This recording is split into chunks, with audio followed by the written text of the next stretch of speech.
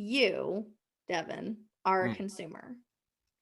If you were going to hire you to do the job you do, what would you look for mm, and what would you want to know? And I think we mhm, forget that we're consumers. We look at it mm. as business owners, we look at it as marketers, we look at it as the person building the thing.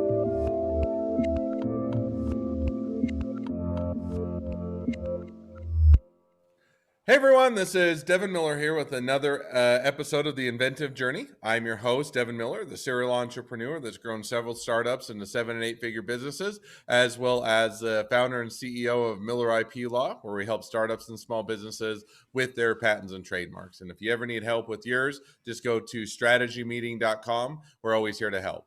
Now, today we've got another great expert episode for the podcast, and this is with Elizabeth Pampalone, I think is it close. Yes, And that's it. Elizabeth is this is a quick introduction to kind of what we'll be talking about. So she is with kind of digital marketing expert, or is it kind of an expert in marketing and whatnot? Been doing this for quite a good period of time, and we're going to talk a little bit more about the kind of the topics of what blogging, branding, and kind of website design, and kind of how that all meshes together, and how that can help your business to grow and expand. So with that much as an introduction, welcome onto the podcast, Elizabeth. Thank you so much for having me. I really appreciate it. Absolutely. So maybe before we dive into the topic at hand, tell us just a little bit about yourself, what or why you're an expert on this field, and why the audience should listen to you. Well, I've been in business for 14 years and I've had my marketing thing kind of going on for about 20. So I've been Hmm. building websites since then. And I just really love marketing and helping people to find that sweet spot without having to go overboard and overwhelm themselves, and really to just get their marketing done so they can move on to all the other stuff, which is what they're really good at.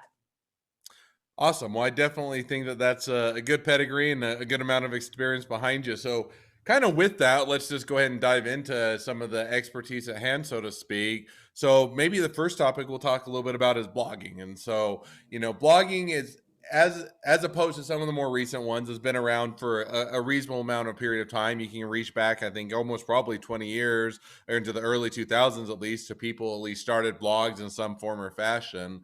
So, one question I would have is blogging dead? Is it alive and well? Is it helpful? Is it worthwhile? And if so, kind of what are the reasons why you would get into blogging, other than if you're personal blogging, just want to write down kind of almost an online journal, that's one thing. But if you're on the business side, what are the reasons why you'd get into blogging? Well, blogging, I actually use it for SEO. Mm, So I'm actually not looking at it from the standpoint of let's just blog for the sake of blogging, or let's just blog so we can get our ideas out there. That's mm, one way of doing it. But at the same time, you want to actually blog so that you're getting the information out there that Google's going to pick up. So when I mm, do a blog, I'm looking at it from the standpoint of the customer I'm looking for, what are they actually going to search? And most of the time, they're searching questions. Google mm, is not a search engine anymore, it's a question engine. So mm, I try to say, well, let's look at your FAQs. They probably would make a ton of good blog posts. So we look at things in that way so that we're actually utilizing the business's information they already have on hand to create blogs and then use them for SEO purposes. It takes 3 to 6 months for anything to actually get into Google where it's actually being searched and mm. being used in searches. So I try to get people to set up a year of blogs in advance so that they're already on that track to say, by mid year, end of year, I'm going to actually be seeing traction from this, but they can kind of set it and forget it in that way. So how do you? So, and I think that's definitely insightful. And just for those of you that are newer and otherwise don't know, SEO is search engine optimization. Kind of, as you explain, helps you to rank well on Google. So it's kind of what Google uses in order to determine whether you're on the first page or the 100th page, and nobody looks at the 100th page. So that's kind of as you're doing it. But you talk about a year of blogging.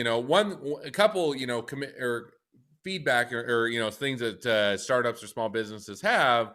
One is that how do I come up with enough topics, and then, how do I not have it take over my life, right? Some people can write a blog article fairly quickly. Other times it takes a long period of time. Should they do it themselves? Should they hire someone else to write the blog article? If they hire someone else, and they're always worried it's in somebody else's voice, or it's not correct, or it's not, doesn't represent them well. So kind of how do you all tackle that of getting enough content and also making sure it's the right content and not making your full-time job of be a blogger?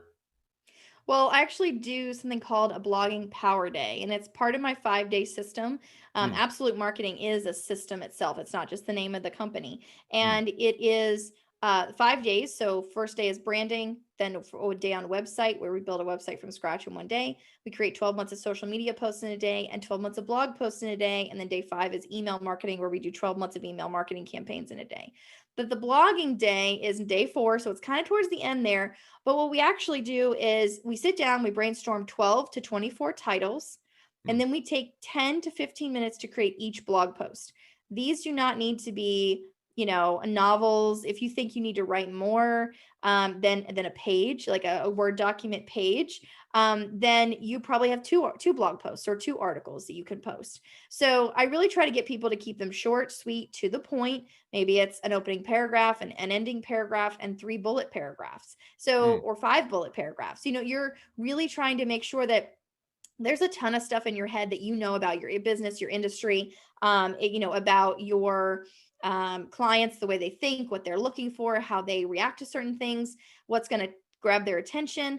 And so it's all in your head though. And so it's mm, just about getting that out and creating the titles first gives you that topic list. So you might even go on to, there's something called Answer the Public. So it's a mm, website, and you can do free searches there, and they'll actually tell you what people are searching for related to, a specific search term. So let's say I put in marketing, and I'll actually be able to look up, and it'll tell me what people are searching on Google as it relates to marketing. How to market is one of the options. How mm, to social media marketing. So they're going to show you all those little searches and what the highest ranking ones are. So if you're actually writing an article on how to use social media marketing to improve your SEO game, or I don't know, whatever, if you're giving this title, then you can actually use those topics for your titles.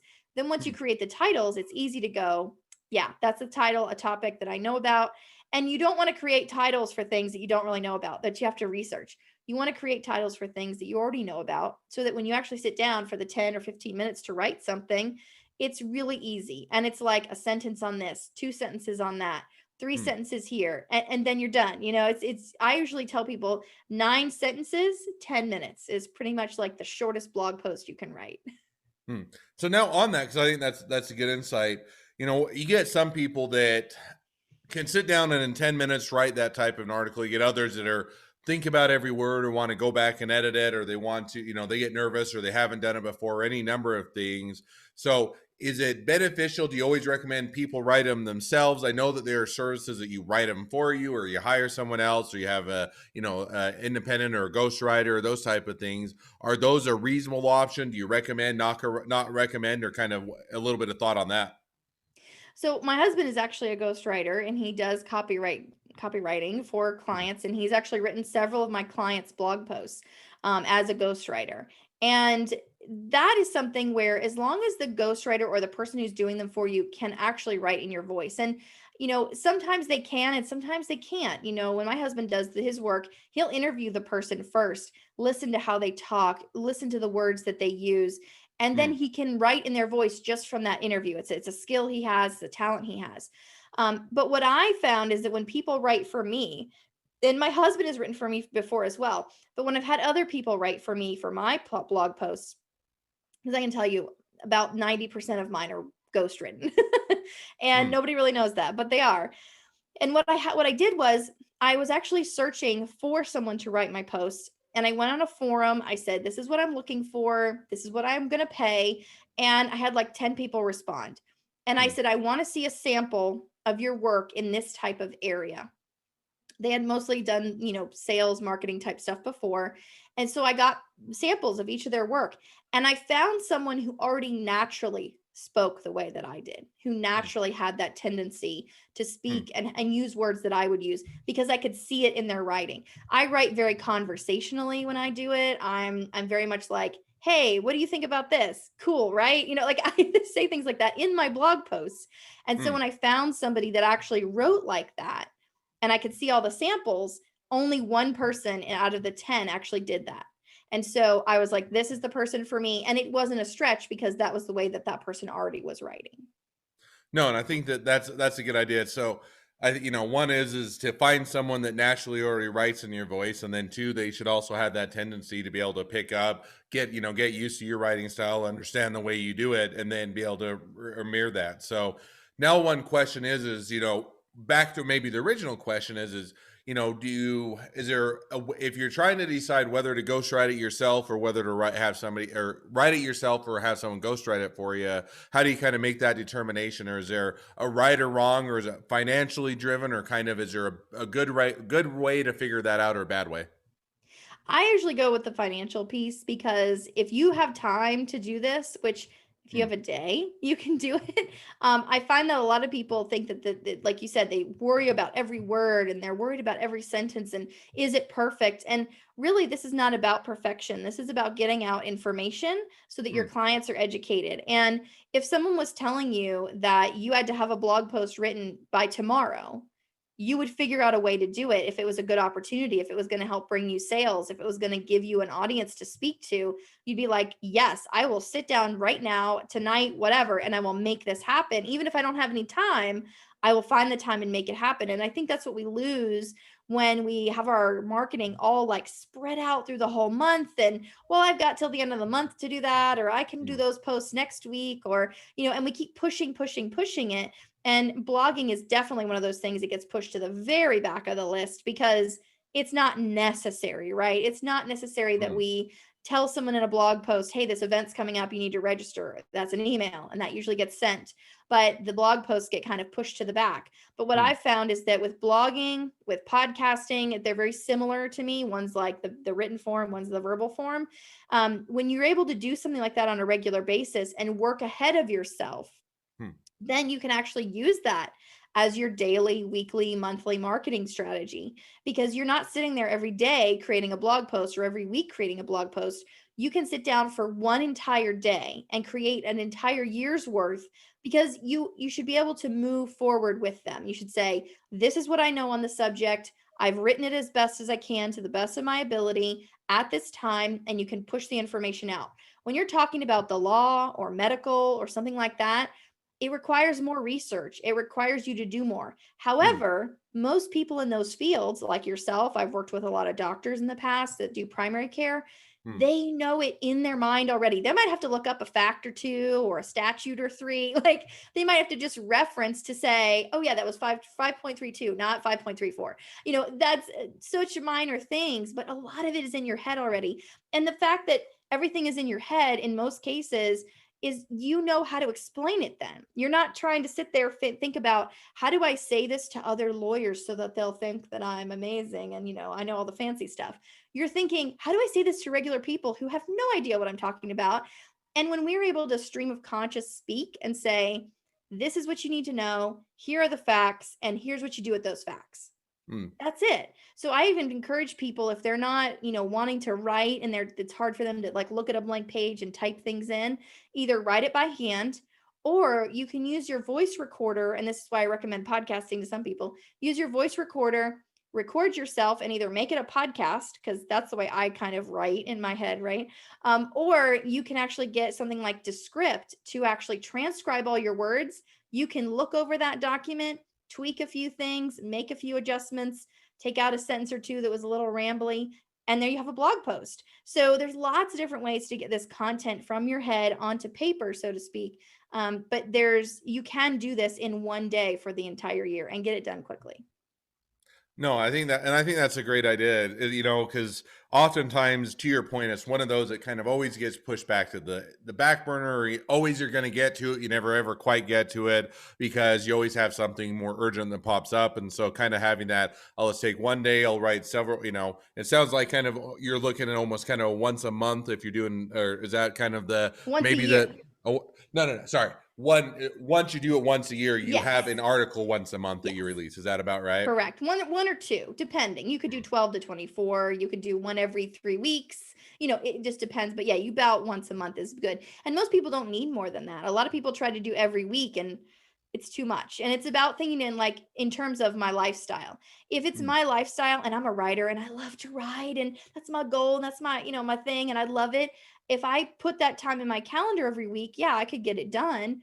But that doesn't always happen. And so if we think about our actual lifestyle and what's realistic, yeah, I can do 1 day a year. I can pump out 12 or 24.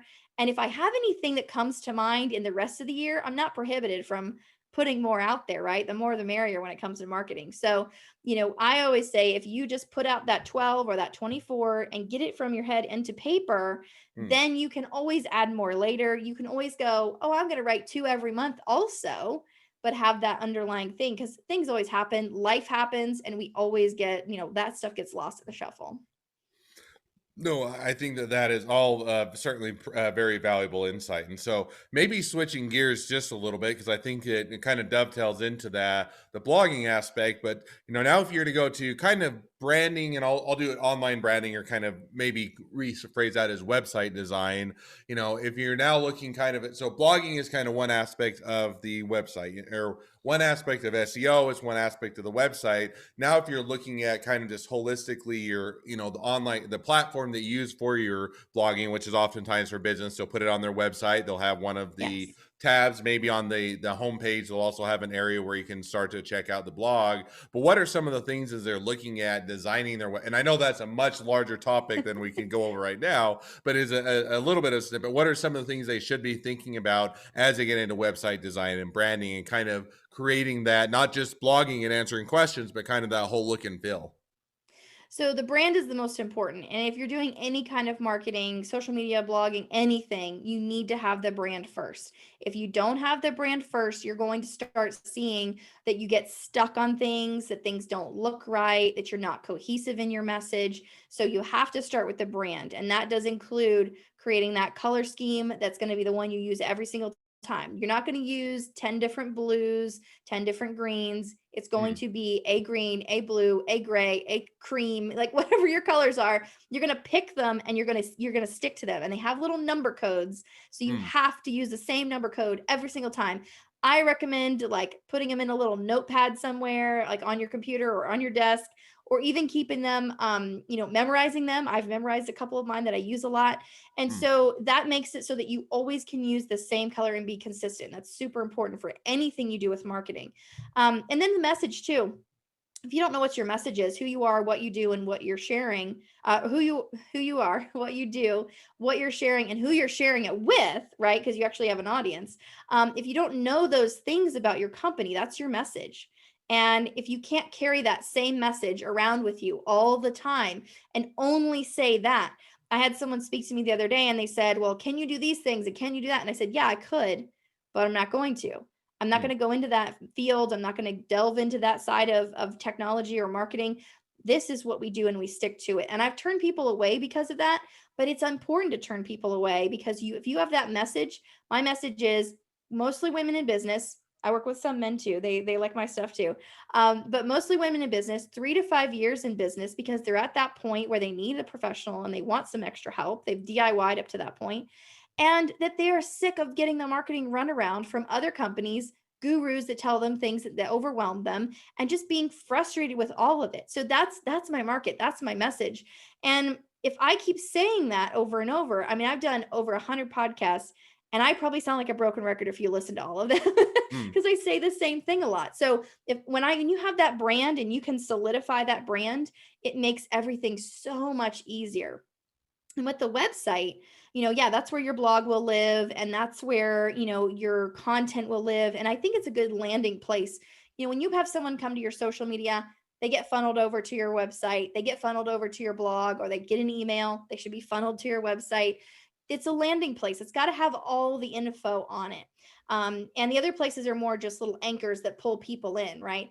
So with the website, I talk about simplicity and usability in the way that If it's familiar, people are going to use it. If it's not familiar, people are going to look at it and go, I don't get this. And they're going to go away and they never see them again. And you'll never even know that they didn't get it because they didn't ever tell you that. They just Mm. left your website and that was it. So simplicity is really, really key. If you have something that you think is a complicated process or service, it's probably not as complicated as you might think.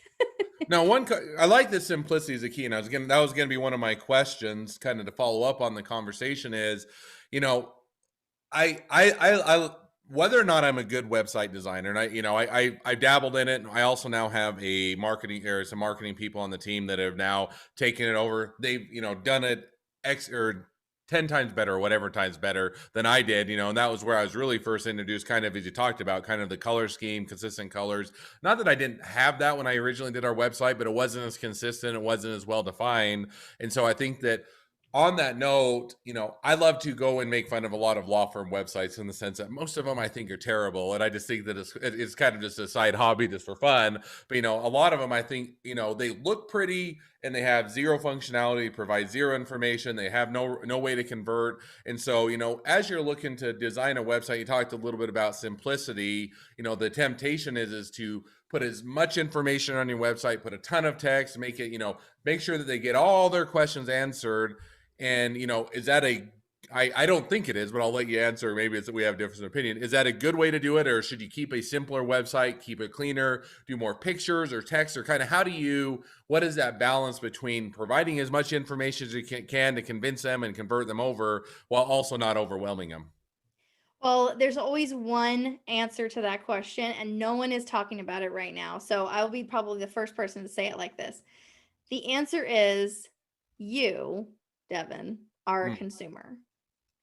If you were going to hire you to do the job you do, what would you look for mm, and what would you want to know? And I think mm, we forget that we're consumers. We look at it mm, as business owners, we look at it as marketers, we look at it as the person building the thing, right? And you think, I've got all this content. I just was working with a client yesterday. She had so much content, pages and pages and pages and pages of content. She's like, but this isn't good information. This is important. They need to know this. And I said, why?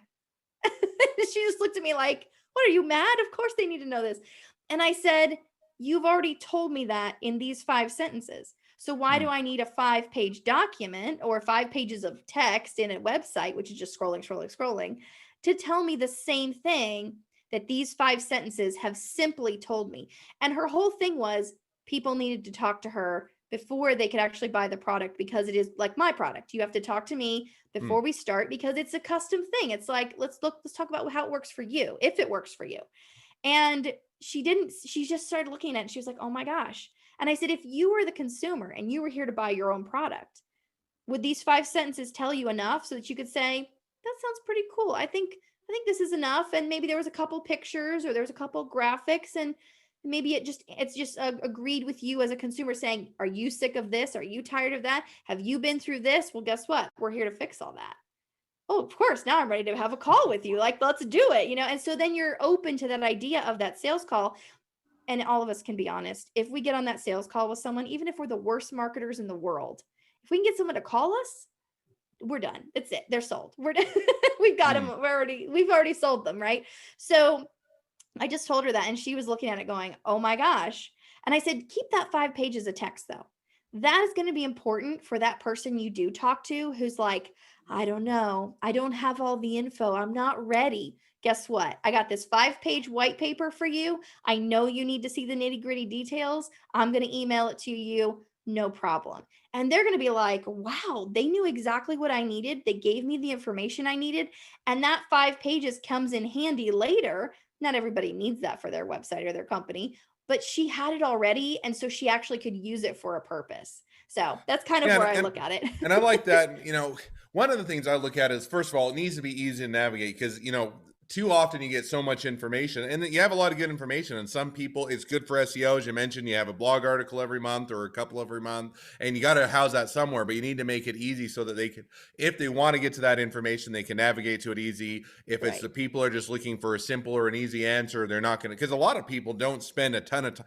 it's important time, but not a ton of time on the website before making a decision. So you only have a limited amount of time to grab a lot of people's attention. And so you've got to make it so it's simple, easy to understand. One last question, and we could go down a lot of rabbit holes that I think would be really fun that we'll never have time for. But, on a website, and it varies, I get industry by industry. If it's a product, definitely you want to put your or the price, because if they're going to check out through your website, they're going to know, you want to know your price. When you get Yeah. into the service industry, you get a lot of mixed reviews, and I have my own personal opinions, and I'll hold those. You can always go check out our website. You can probably guess where I fall. But in the service industry, a lot of times people are saying, I don't want to put the prices because I have to, I want to talk with them and basically convince them why it's worth it or why this is a cost. So you almost kind of want to do that sales pitch before. When you get into the service industry, do you think that you should have the prices right there on their website so they can understand? Should you, hide the ball a bit more until you get a chance to talk to them? Or any thoughts or opinions on that one?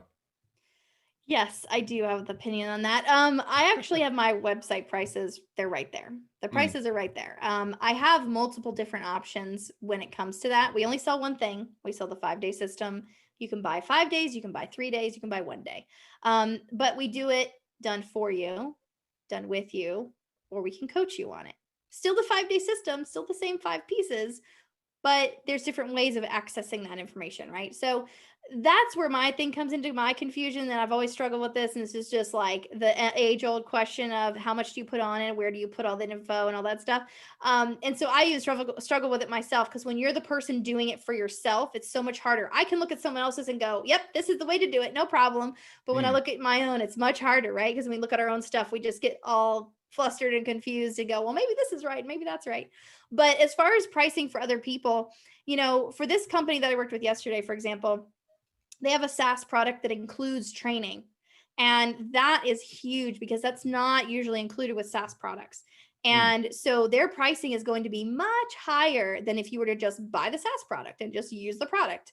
But because they include the training, and it's not just about the product, it's about the type of program that they're running, and about more than just, here's a system to use.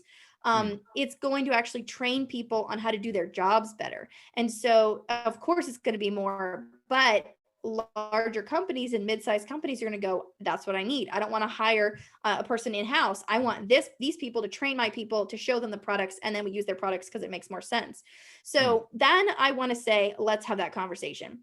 We mm, might say starting at this much per license, and then you can kind of decide how many licenses, but you might not know what that means.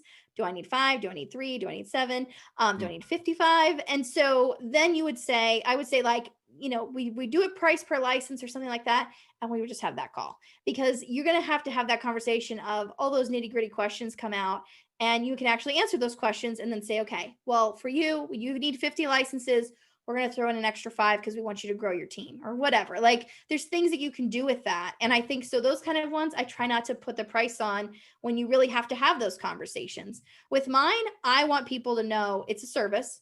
I want you to know how much you're getting in for right now. Does No, that mean you shouldn't call me? But I want to know that that this is the number I'm going to tell you. Is there payment plans available? Yeah. Are there discounts available at certain times of the year? Sure. But it doesn't mean that I'm trying to turn away people necessarily. But it also means, hey, this is what it's worth to me for me to sell this to you. And I want you to know that up front. So it really does depend on the business.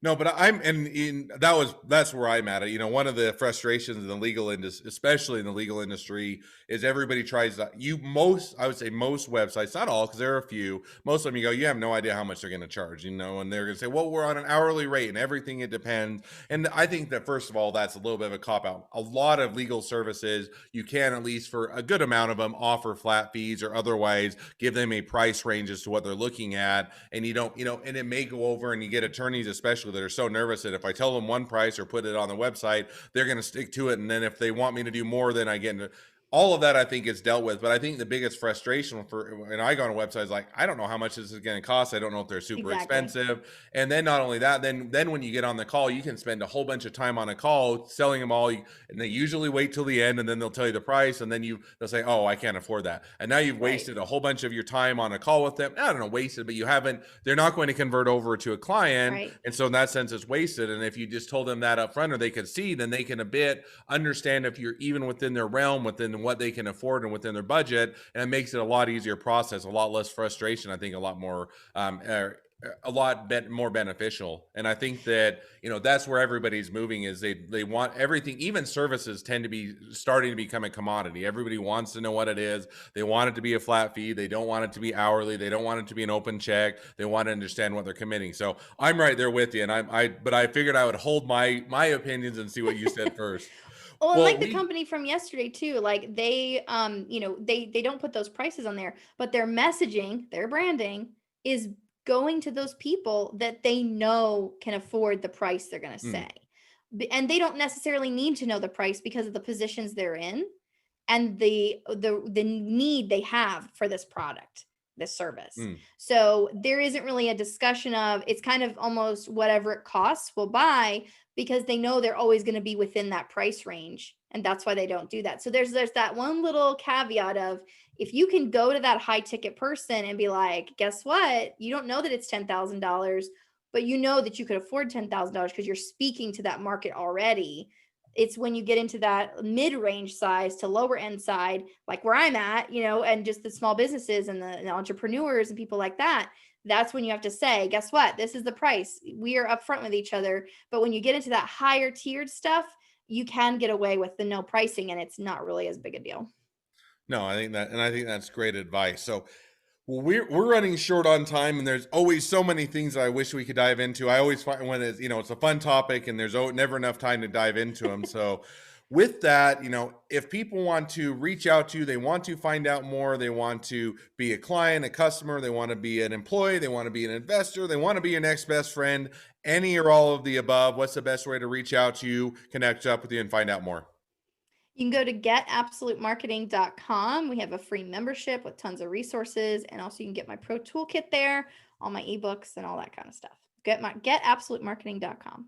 All right. Well, I definitely encourage everybody to check out the website, find out more, and make sure to get a plan. I love the idea of having kind of the 5 day course so you can go through, get everything planned out for a year, and have that kind of one and done. Not that there may be other things that aren't adding on to that, but I like that kind of that package idea.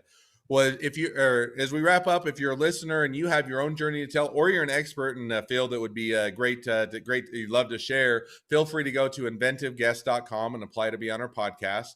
Also, if you're a listener, make sure to one, click subscribe so you know when all of our awesome episodes come out, and two, if you can leave us a review so new people can find us, that would be great as well. Last but not least, if you ever need help with your patents, trademarks, or anything else with your business, feel free to reach out to us at Miller IP Law. We're always here to help. Just go to strategymeeting.com. Thank you again, Elizabeth, for coming on the podcast. It's been a pleasure, and I wish the next leg of your journey even better than the last. Thank you so much. It was great talking to you.